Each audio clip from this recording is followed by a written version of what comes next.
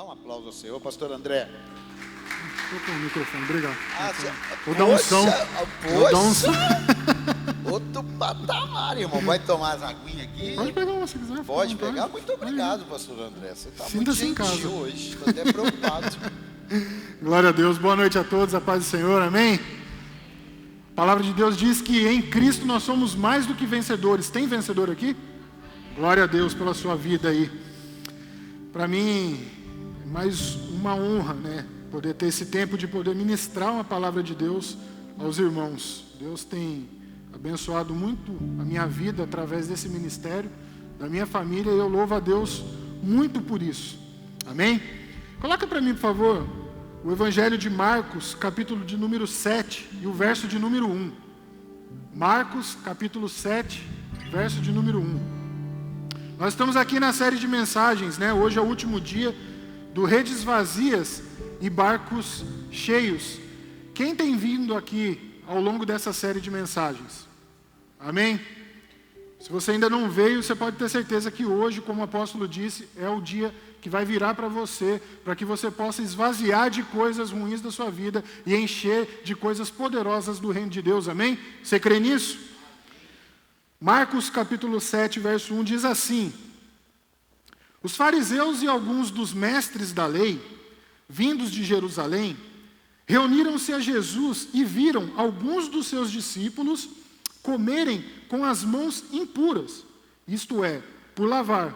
Os fariseus e todos os judeus não comem sem lavar as mãos cerimonialmente, apegando-se assim à tradição dos líderes religiosos. Só para você entender aqui, os judeus eles tinham, e tem alguns judeus que ainda praticam esse ato de lavar as mãos, de purificar suas mãos. Ele tem um jarro com 2 alças. Então ele enche com água esse jarro e ele vem com a mão direita, joga 3 vezes sobre a mão esquerda e ele pega depois com a mão esquerda a alça esquerda do jarro e vira sobre a mão direita.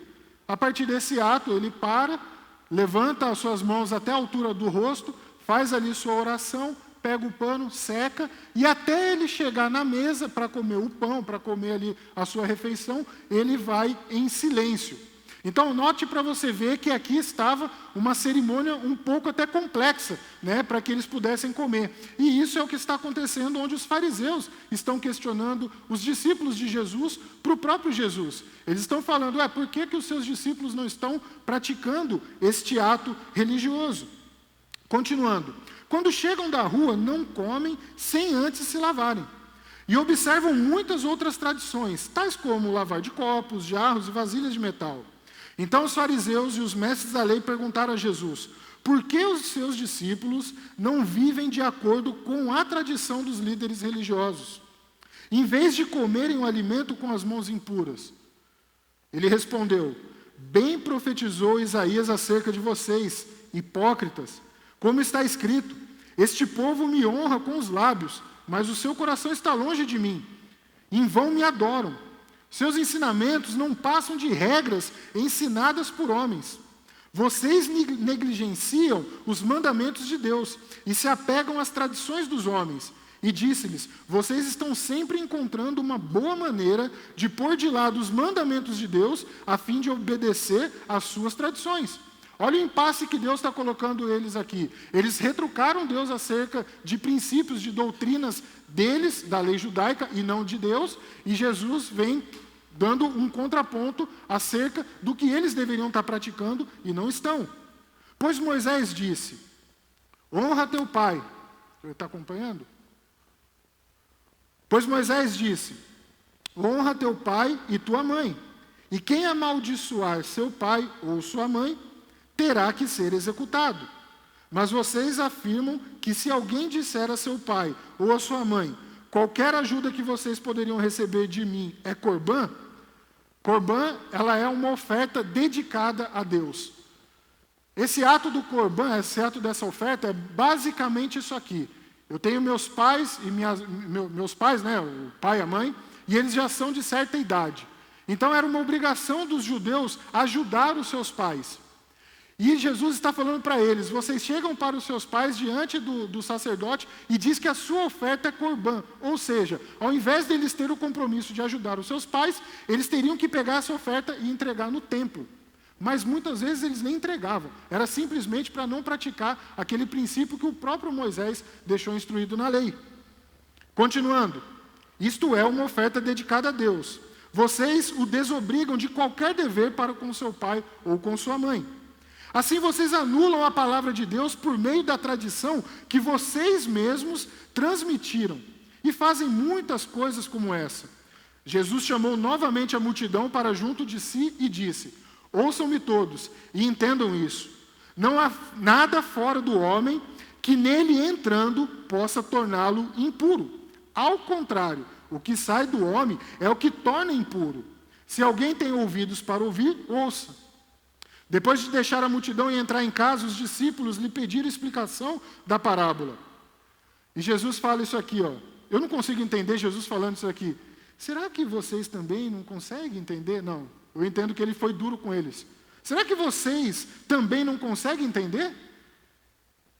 Perguntou-lhes Jesus. Não percebe que nada que entra no homem pode torná-lo impuro? Porque não entra em seu coração, mas em seu estômago, sendo depois eliminado, falando do alimento físico. Ao dizer isso, Jesus declarou: puro todos os alimentos, e continuou: o que sai do homem é o que torna impuro. Pois do interior do coração dos homens vêm os maus pensamentos, as imoralidades sexuais, os roubos, os homicídios, os adultérios, as cobiças, as maldades, o engano, a devassidão, a inveja, a calúnia, a arrogância e a insensatez. Todos esses males vêm de dentro e tornam o homem impuro. Até cansa, né, falar tantos adjetivos ruins, tantas características ruins para um homem. E Paulo vai falar isso depois, quando ele está lá em Gálatas 5,19, falando sobre os frutos da carne. E ele mesmo cita tudo isso daqui para a gente. Agora, olha só para você ver o contexto desse texto aqui. Jesus está com seus discípulos ali se alimentando e vem os fariseus. Os fariseus são aqueles religiosos que usavam de força, tentando dar autoridade ao que eram os princípios e regras deles, das suas atividades religiosas e não da palavra de Deus. É como se eu pegasse uma doutrina aqui do ministério, falasse qualquer doutrina aqui e colocasse como se fosse verdade, como se fosse uma regra e não colocando em pauta a palavra de Deus. E os fariseus faziam isso. Então eles pegam uma tradição judaica e querem colocar Jesus na parede acerca daquela tradição. Só que eles só esqueceram de que Jesus é Filho de Deus. Eles só esqueceram desse pequeno detalhe, que eles estavam afrontando aquele que é o Filho do Deus Altíssimo, amém? E como que você vai querer colocar um homem desse na parede? Não tem como. Isso daí é uma loucura. Talvez eles não tivessem o conhecimento, mas eles estavam baseados em uma tradição. Eles estavam pautados em um costume da época deles. Eles estavam pautados na cultura que eles tinham. E eles estavam defendendo aquilo com unhas e dentes. Me chama a atenção quando Jesus chama eles de hipócrita. Vocês são hipócritas. E eu achei 3 definições para hipócritas que a gente precisa entender, porque muitas vezes nós podemos cair no engano quando nós queremos enganar a nós mesmos. E a gente precisa tomar muito cuidado. Uma característica de uma pessoa hipócrita, que torna aquela pessoa hipócrita, é quando ela dá maior valor à sua reputação do que ao seu caráter. É uma pessoa hipócrita. O apóstolo Paulo Henrique sempre fala aqui, ministrando, você só vai saber realmente qual é o seu caráter quando você está sozinho. Ali o que você pensa, ali o que você age, ali da forma que você age, o que você planeja para a sua vida, é onde você vai saber como é definido o seu caráter. Às vezes você pode estar diante de muitas pessoas, diante de uma multidão, no seu trabalho, na sua escola, onde quer que seja, mas dentro de você, você sabe qual é a sua natureza. E essa não tem como você enganar. É você e Deus que conhece. É Deus que esquadrinha os nossos corações. Então nós precisamos tomar muito cuidado quando a gente quer valorizar muito uma reputação e esquece do principal, que é o nosso caráter. Cuidado para que nós não tornamos essa pessoa hipócrita como os fariseus. Eles queriam mostrar uma cara, mas na verdade eles eram outras. Segunda coisa que eu trouxe aqui, como esse ponto do que é hipócrita, do que pode tornar uma pessoa hipócrita, é quando nós enfatizamos mais as nossas virtudes e começamos a apontar o defeito dos outros, o pecado dos outros. Então você pega para você, você começa a olhar suas virtudes, eu sou bom nisso, eu sou bom naquilo, eu sou o cara. Só que você começa a colocar e pontuar o pecado dos outros. E isso não cabe nem a mim, nem a você pontuar o pecado de ninguém. Isso cabe a Deus julgar o pecado da pessoa. O que nós podemos fazer é orientar a pessoa à luz da palavra. Mas julgar o pecado de uma pessoa, aí é hipocrisia. Isso a gente não pode fazer. E vira e mexe nós caímos nesse engano. Vira e mexe nós falamos, até por descuido ou até por falta de instrução. É uma falha que acontece comum com muitas pessoas, principalmente numa roda de fofoca. Isso acontece muito, da pessoa querer pontuar, valorizar, e ela esquece de olhar para ela. Isso é hipocrisia. Cuidado, nós precisamos ter cuidado com isso. E o terceiro ponto sobre o que é se tornar uma pessoa hipócrita, é quando nós obedecemos a certas práticas, a certas crenças, hábitos, mas o nosso coração está longe de Deus. Quando nós valorizamos muito mais coisas da terra, costumes da terra, e nós esquecemos da prática da palavra de Deus na nossa vida. A palavra de Deus que é a luz para nossas vidas. A palavra de Deus, o evangelho que transforma as nossas vidas. E nós damos muito mais valores às crenças, costumes, tradições, do que propriamente dita a palavra de Deus. E eu quero chamar a sua atenção agora, porque é justamente sobre isso que eu quero trazer e pontuar para você, do que nós devemos esvaziar das nossas vidas, para que nós possamos encher do que é da palavra de Deus. Amém? Vamos lá. Primeira coisa que eu quero falar para você aqui, para que a gente possa se esvaziar de velhas práticas, né, das nossas vidas, e nos enchermos de fé e das promessas de Deus. Mas, pastor, se esvaziar do quê? Presta atenção. Nós, ao longo do tempo, nós somos expostos a culturas, costumes, tradições, que vêm desde os nossos antepassados. Quem aqui não faz ou pratica alguma coisa que vem sendo passado de geração para geração? Nós sempre estamos expostos a isso. Isso faz parte da nossa natureza. Isso faz parte da nossa vida. Dia a dia, todos nós temos. Todos nós temos um pouco dos nossos bisavós, dos nossos avós. Isso é natural, não tem como você falar, eu não tenho nada do meu avô, não tenho nada dos meus ancestrais. É impossível. Isso é genético. Isso você vai carregar. E junto com a genética, junto com a parte fisiológica do nosso corpo, do DNA, nós também carregamos costumes, coisas que vão ditando o nosso dia a dia. Coisas que nós vamos trazendo e aprendendo desde criança, carregando aqueles ensinos dentro de casa e que nós vamos levando para o trabalho, nós vamos levando para a igreja, nós vamos levando para o casamento, para todo lugar onde a gente vai, a gente vem carregando tudo isso. Só que chega um ponto que nós precisamos avaliar se de fato isso que nós carregamos tem a ver com os princípios da palavra de Deus. Nós precisamos avaliar se isso vai me prejudicar no meu trabalho, se isso vai prejudicar no casamento. Nós precisamos avaliar se isso vai atrapalhar no meu cotidiano, no dia a dia da minha vida. Porque muitas vezes você pode vir de um círculo familiar, de repente você pode vir de um contexto onde era turbulento, onde tinha muitos problemas, e você vem carregando aquilo, você vem carregando essas marcas, você vem carregando todo esse histórico. E esse histórico pode não ser bom, ou pode ser um histórico bom, porém um histórico que ainda não está baseado na palavra de Deus. Não necessariamente nessa ordem. E é muito importante que a gente aprenda algumas coisas. Eu quero trazer essa reflexão com você, porque sempre vai ter alguma coisa na nossa vida que a gente vai precisar esvaziar. Sempre vai ter alguma coisa que a gente aprendeu que fez parte, não era errado, porque Deus não leva em consideração o tempo da ignorância. Mas nós precisamos estar muito atentos, muito, mas muito mesmo, com aquilo que nós estamos carregando e praticando no dia a dia. Por isso que eu digo, nós vamos precisar esvaziar de algumas práticas para que nós possamos deixar o Espírito Santo de Deus entrar e agir sobre as nossas vidas. Amém? Você pode dar um aplauso ao Senhor aí?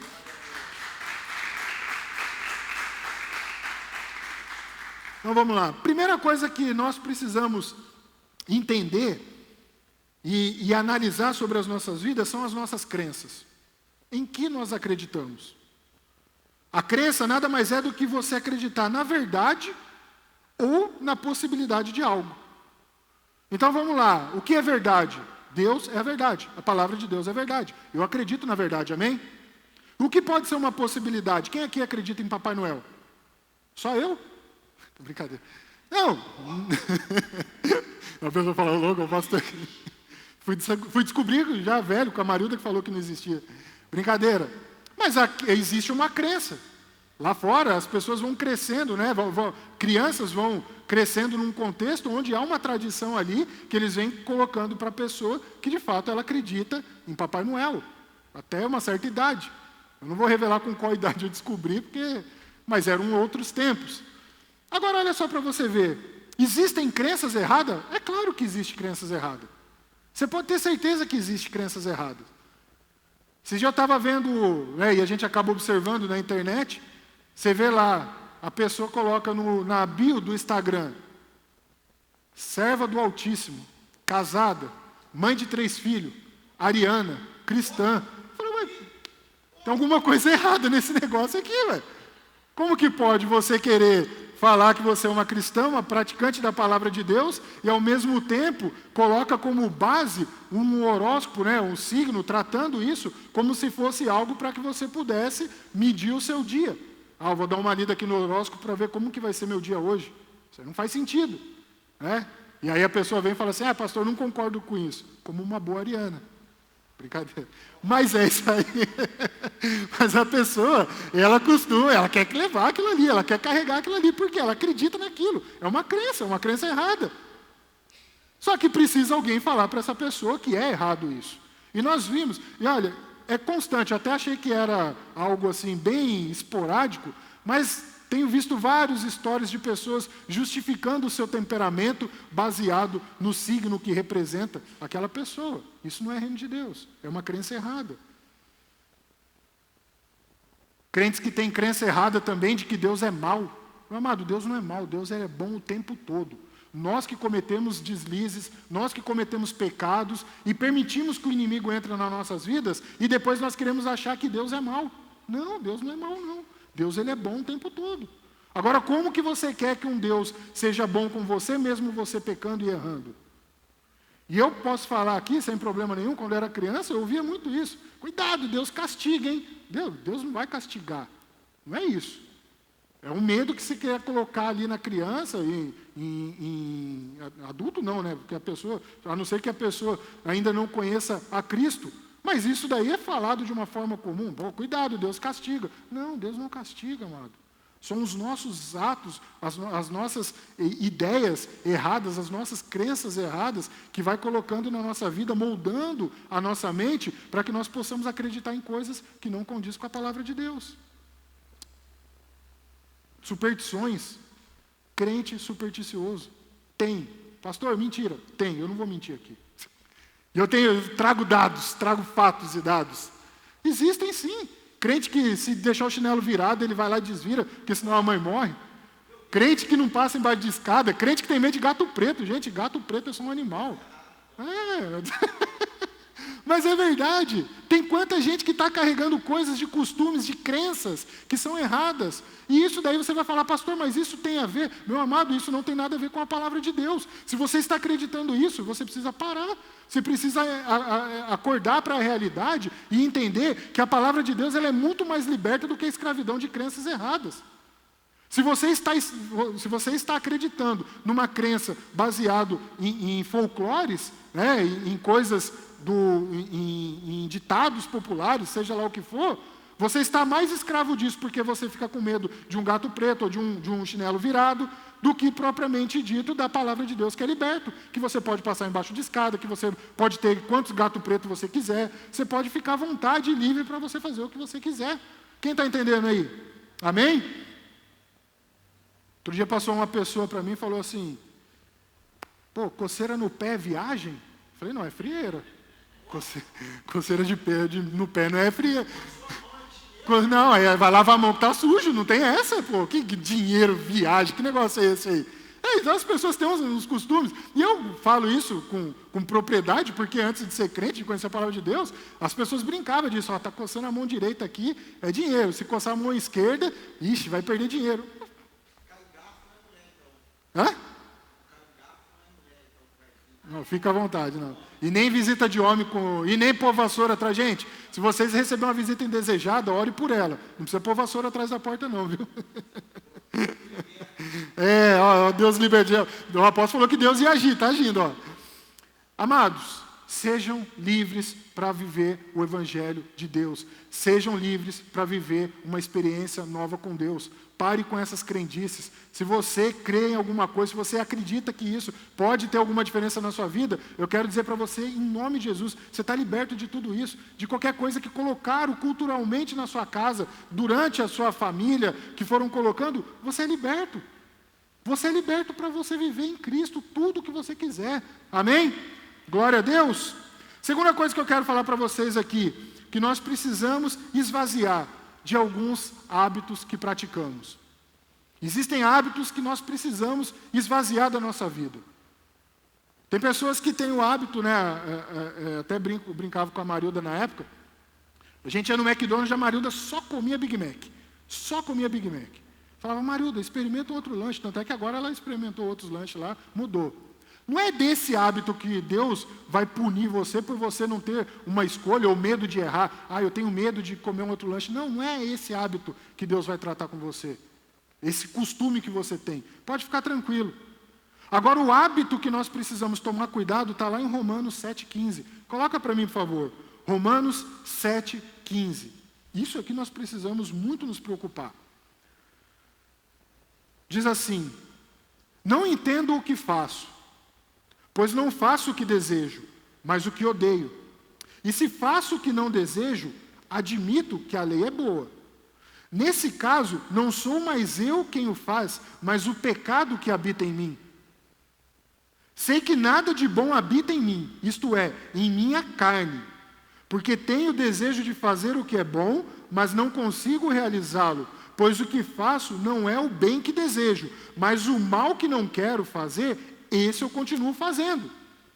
Ora, se faço o que não quero, já não sou eu quem o faz, mas o pecado que habita em mim.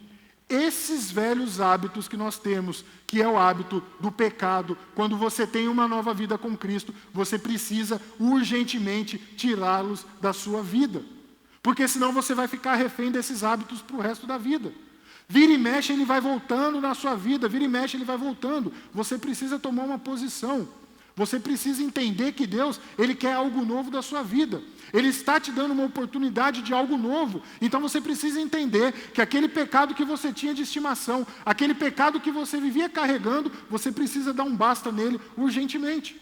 Porque senão, vira e mexe, você vai ficar virando escravo dele. Vira e mexe.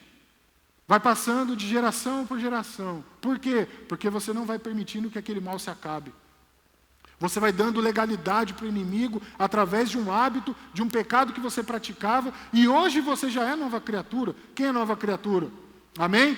Se você é nova criatura, você precisa entender o valor que você tem para o reino de Deus. E você precisa entender o que Deus espera de você. Ele espera de nós um pouco de esforço, sim. E não muitas vezes um pouco, mas muito esforço, dependendo do tamanho do hábito que você tem carregado. E isso é um problema, vira e mexe. Existem pessoas que trocam de relacionamento e eles continuam com o mesmo pecado, buscando nos novos relacionamentos a mesma identidade que ele procura para o conforto dele. Só que ele não entende que esse conforto para ele está errado. Ele nunca vai conseguir resolver o problema dele, do relacionamento. A mesma coisa financeiramente. A pessoa sempre, vira e mexe, ela está tendo problema. Vira e mexe, ela está tendo problema financeiro, mas o que está acontecendo? Ela precisa avaliar o que de errado está acontecendo. Se não vai entrar um dinheiro para ela, acaba. Entrar um dinheiro para ela, acaba. E assim sucessivamente. Ela precisa parar, ela precisa dar um basta.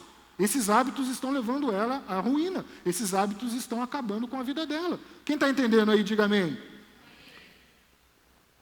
O hábito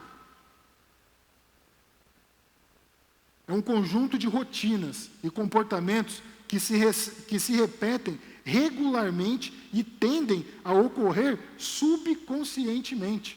Ou seja, você vai praticando aquele hábito automaticamente. E é uma das coisas que nós vamos precisar nos esvaziar. Como eu disse, não é um simples hábito, como eu tenho que tomar um café todo dia, se eu furar, eu estou em pecado. Não, não é isso. Não é isso. É o hábito de você ter cometido pecados, de você ter levado uma vida desregrada, e quando você tem um novo encontro, um encontro verdadeiro com Cristo, você precisa entender que esses hábitos precisam ser deixados para trás. Amém? Continuando aqui. Costumes. Como nós, brasileiros, temos costumes que fazem... que dificultam a nossa rotina, as nossas atividades no dia a dia. São costumes que prejudicam a nossa caminhada. Costumes, se a gente não esvaziar, não deixar para trás, esses costumes vêm atrapalhando a nossa caminhada com Cristo. 1 Coríntios 15, 33, ele vai dizer assim, o apóstolo Paulo: não se deixe enganar, as más companhias corrompem os bons costumes. O que ele está querendo dizer com isso? Você está numa nova vida com Cristo, amém? E se você continuar com aqueles costumes, com algumas amizades, com alguns círculos de amizades, ou vira e mexe voltando no passado e buscando, isso tende a corromper os seus bons costumes. Ou seja, tudo aquilo que você está aprendendo de novo na caminhada com Cristo pode estar sendo corrompido por coisas do passado que você tem buscado. Então, muito cuidado com isso. Os costumes, eles são regras sociais, né, que vêm resultado de uma prática de uma forma generalizada. Você quer ver um exemplo? Brasileiro tem costume, e tem a fama lá fora também, e eu vou explicar por quê, de chegar atrasado nos compromissos. Quem aqui conhece alguém que chega atrasado num compromisso? Amém. Amém. Não é um dogma que o brasileiro carrega.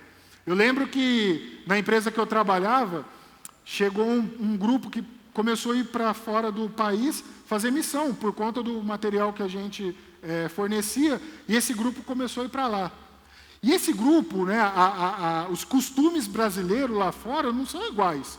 O brasileiro, ele chega, abraça, e ele é um povo caloroso. Lá fora não é dessa forma. O povo europeu, principalmente, eles são muito mais frios. Nos Estados Unidos... E esse povo foi levando esses costumes brasileiros para lá e foi dando divergência. Foi dando choque de cultura, né, onde eles estavam em missão. Chegou ao ponto de ter um hotel que precisou mudar algumas regras por conta do tanto de brasileiro que estava lá e o que eles estavam fazendo que já não estava batendo mais com os costumes dos americanos. E isso aconteceu de fato. Chamaram a empresa e falaram: olha, esse hotel então vai ficar só com vocês. Ponto. O que vocês estão fazendo aqui, a gente não consegue acompanhar. Aí remanejaram lá, colocaram as pessoas lá, só brasileiro naquele lugar. São os nossos costumes, são as nossas características como brasileiro que nós carregamos. Agora, esses costumes, eles podem também carregar coisas negativas que vêm prejudicando a gente. E a gente precisa só tomar cuidado com isso, para que os costumes da nossa vida lá atrás não interfiram nos costumes que nós vamos aprendendo com as leis de Cristo, com as leis da palavra de Deus, que nós somos novas criaturas, nós hoje estamos inseridos no reino de Deus e nós temos que aprender novamente tudo aquilo que Jesus tem nos ensinado através do Evangelho. Então nós temos novos costumes agora para aprender. E esses costumes não podem ser corrompidos. Por quê? Por causa de má conversação. Por causa de coisas lá de fora, que vêm afetando os costumes de dentro. Quem está entendendo aí, diga amém. O brasileiro costuma dar um jeitinho para tudo, né? Que jeitinho brasileiro. Todo mundo já conhece o jeitinho brasileiro, o famoso gatinho, né? A assistência técnica provisória, num nome bonito, né, para o gato. Mas esses dias eu precisei fazer um gatinho aí, né? Mas... Meu Deus. Ali é grande, hein? Então você precisa analisar o que são esses costumes que você tem, ou as conversações, aquilo que de repente pode atrasar o seu lado aqui para a caminhada com Cristo. Quem está entendendo, amém? Um outro ponto que eu quero trazer para vocês é sobre tradição. Nós vimos que Jesus, ele fala acerca da tradição dos judeus. Eles tinham aquela tradição que já vem sendo passada de geração em geração. Como eu disse, até hoje, tem pessoas que têm esse hábito, essa tradição de lavar as mãos. É um costume deles. Apesar que depois da pandemia, todo mundo lava mais a mão agora, né? Antigamente nem a galera não lavava. E não é que os discípulos não lavavam as mãos, tá? Os discípulos lavavam, mas não da forma que eles queriam. Então também você vai achar, os discípulos chegavam sujos e iam comendo. Não. Exatamente. Ele só abria a torneira, lavava e está limpo. Tradição. Apesar de parecer igual com costumes, né? Apesar da tradição parecer um pouco, a tradição ela já é algo que é passado de geração em geração. A tradição ela é algo que vem da cultura de um povo. Se eu falar para você aqui, chimarrão, você vai saber que é a tradição do povo do sul. Falar pão de queijo, você vai falar, tradição de Minas. Então a tradição ela já é incorporada, nós já conhecemos a tradição de um povo. O que não pode acontecer é que uma tradição, ela venha a ser como regra acima do que é a lei de Deus. A partir de hoje, se ninguém aqui tomar chimarrão, está todo mundo no inferno. Não, não é isso. A gente não pode impor uma tradição sobre a nossa cultura do reino. Nós precisamos entender que nós somos livres no reino de Deus. Amém? Nós temos regras para seguir, nós somos obedientes à palavra de Deus, mas isso não impede e não é empecilho para que as leis do mundo, as tradições do mundo, venham interferir nas tradições do reino. E todo mundo está livre para tomar. Eu gosto de tomar chimarrão, por isso estou falando. Churrasco, né? O sul paulista tem muita pizza, exatamente, sem ketchup. Mas isso daí é tradição. É forte, nós vemos isso daí. Só que existem algumas tradições, até mesmo católicas, que muitas vezes nós tentamos carregar para dentro do cristianismo. Apesar do católico ser cristão também, mas nós precisamos entender essa diferença. E a gente não pode deixar inserir uma tradição da religiosidade para aquilo que é cristianismo. Eu não posso pegar uma festa pagã e querer inserir no contexto religioso, no contexto cristão. Eu preciso tomar muito cuidado com isso. O carnaval, ele é um período ali onde a pessoa tira aquele espaço para comemorar e estar em pecado, como se fosse uma espécie de liberação para ele fazer o que ele quiser. Eu não posso pegar isso e colocar dentro da palavra de Deus. E nem colocar essa tradição como regra para a minha vida. Vocês estão entendendo? É isso que a gente precisa só tomar cuidado com a questão da tradição. Então, nós precisamos entender que tudo isso que eu falei aqui são coisas que nós precisamos esvaziar. São redes vazias e barcos cheios, amém? Então nós vamos esvaziar isso da nossa vida, coisas que vêm atrapalhando a nossa caminhada, para que nós tenhamos espaço para que Deus possa entrar, agir e fazer de nós uma nova criatura, assim como Ele disse, em nome de Jesus, amém? Vamos continuar aqui. Jesus ele fala para Nicodemos, ele tem encontro com Nicodemos, que diga-se de passagem, era um fariseu também. Nicodemos, a palavra vai falar que ele era um fariseu. Só que ele pergunta para Jesus, ele fala assim, Jesus ele fala que era necessário nascer de novo. É necessário nascer de novo. Ele fala, poxa, como que eu vou nascer de novo do ventre da minha mãe, já adulto, já grande? Como que isso acontece? Só que Jesus ele fala no sentido de começar novamente. De você pegar tudo aquilo que você tinha aprendido, daquilo que você vem carregando, daquilo que culturalmente, se nós formos colocar todos esses tópicos que eu trouxe para você, sobre crenças, sobre hábitos, tudo isso acaba se tornando uma cultura da pessoa. Ela gera tudo aquilo dentro dela e ela torna aquilo lá para ela uma cultura, já é cultural dela. E ela precisa largar tudo isso para trás e se tornar uma nova criatura. E Jesus ele nos dá essa condição, justamente quando ele morre na cruz, ele dá essa liberdade, esse acesso para que nós tenhamos ao Pai. Agora nós podemos ter a oportunidade de começar de novo. E quando nós falamos em começar de novo, né, a rede esvaziou e eu estou limpo para encher agora novamente, eu preciso saber do que eu preciso encher a minha vida. Eu estou começando de novo. Eu vinha de um costume, eu vinha de uma prática e agora eu deixei tudo para trás. O ato de batismo, do batismo em si, ele nada mais é de uma confissão de fé pública. Ela é aquela confissão onde eu falo assim para todos aqueles que estão testemunhando, eu era um velho homem, agora eu sou um novo homem. Agora vocês estão vendo em que eu acredito. Eu acredito na salvação, através de Jesus Cristo. Eu acredito numa nova vida. Então a partir dali começa de uma forma já plena? Não. Começa de uma forma tranquila. Um processo. Eu vou começar engatinhando, eu vou começar levantando, dando os primeiros passinhos e assim por diante. Então eu preciso entender que quando eu tenho uma nova vida, quando eu me esvaziei das coisas novas, eu preciso estar plenamente consciente daquilo que eu vou encher na minha vida. Para mim não cair no engano e começar a encher com coisas ruins novamente. Amém? Eu preciso saber do que eu preciso encher a minha vida. E olha só para você ver. Eu trouxe alguns pontos aqui para que nós possamos entender.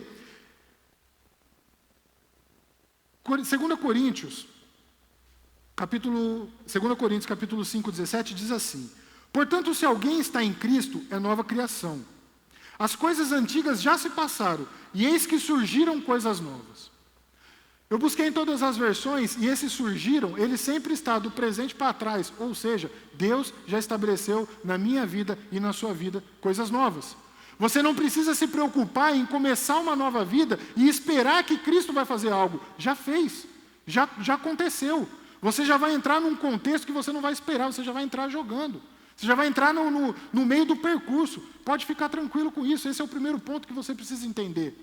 Eu não preciso ficar esperando do céu nada. Deus, Ele já estabeleceu para nós uma nova vida.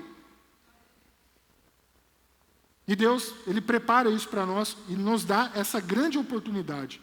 E hoje é essa grande oportunidade de você avaliar o que você precisa mudar, de avaliar o que você precisa tirar da sua vida e ter essa nova experiência com Cristo, amém? Agora olha só, uma das coisas que nós precisamos entender e encher a nossa vida é de fé. Nós precisamos estar plenamente com a nossa vida cheia de fé.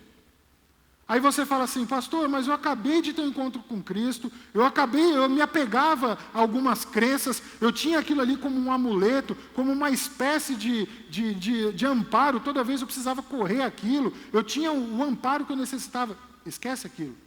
Cristo, Ele te deu uma nova vida. Agora você precisa se encher de fé. Mas como que você vai se encher de fé?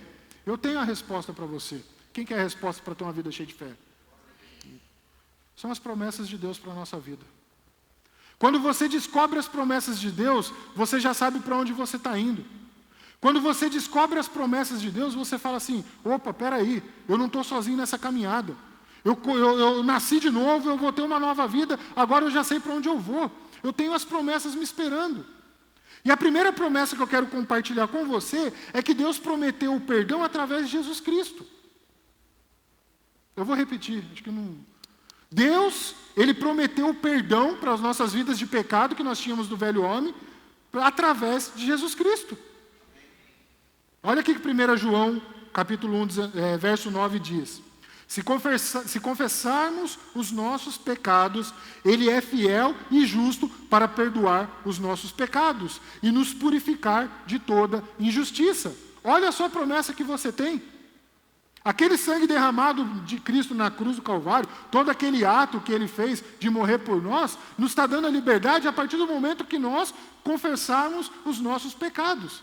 Então, para mim começar agora a minha caminhada, a primeira coisa que eu preciso fazer é confessar aquilo que eu fiz de errado, aqueles costumes ou práticas que eu fazia que não pertenciam ao reino de Deus, ou que geravam um conflito com o reino de Deus, pedir perdão daquilo, eu já sou perdoado por isso e eu vou continuar na minha caminhada. A promessa já está feita.